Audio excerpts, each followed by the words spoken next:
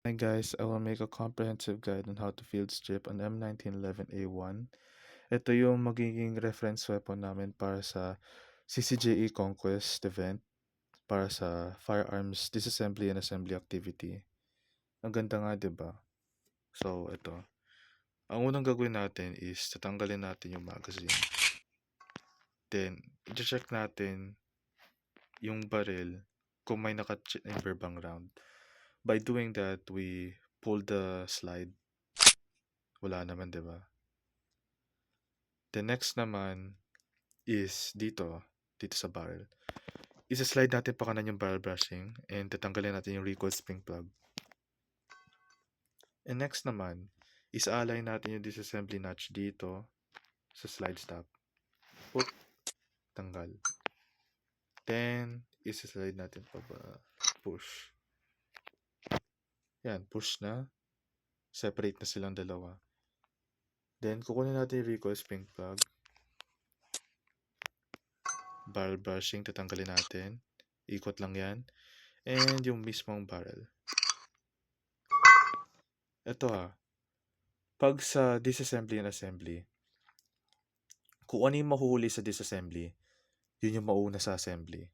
So, i-reverse lang natin yung process, bale ganun. So, ang mangyayari dito is, ibabalik natin yung barrel. Pop. Then, yung barrel brushing, recoil spring, then isa-slide back natin dito. Ito guys, pag mag-assemble kayo ng M1911, dapat pakinggan nyo to na mabuti. Kung anong gagawin nyo, dapat i-align nyo yung slide stop pabalik. Kasi marami nagkakamali dyan. Ilang beses akong nabira sa C80 dahil ilang beses ko itong nagawa, itong mali na to. Nakaka-trauma. So, ipupush lang natin yung slide stop. Boop. Then, boom. Functional na ulit. Then, ilalak na natin yung barrel. Boop. Ayan, okay na. Then, gagawin na natin ito.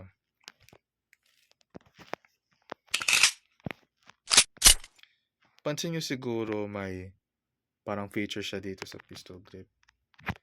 Bale, sa M1911, dalawa yung safety niya. Dalawa yung safety niya. Isa sa pistol grip, isa dito.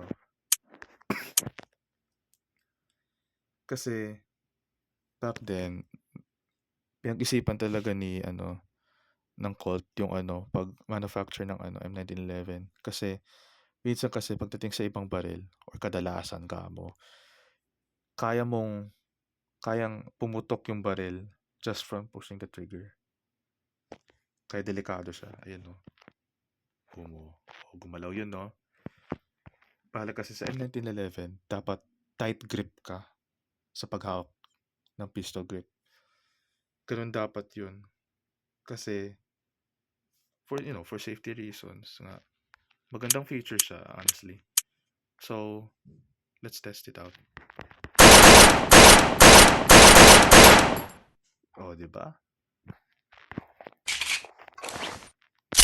So, yun nga guys. Thanks for listening. Sana helpful tong guide na to para sa mga magpa-participate. Ayun lang.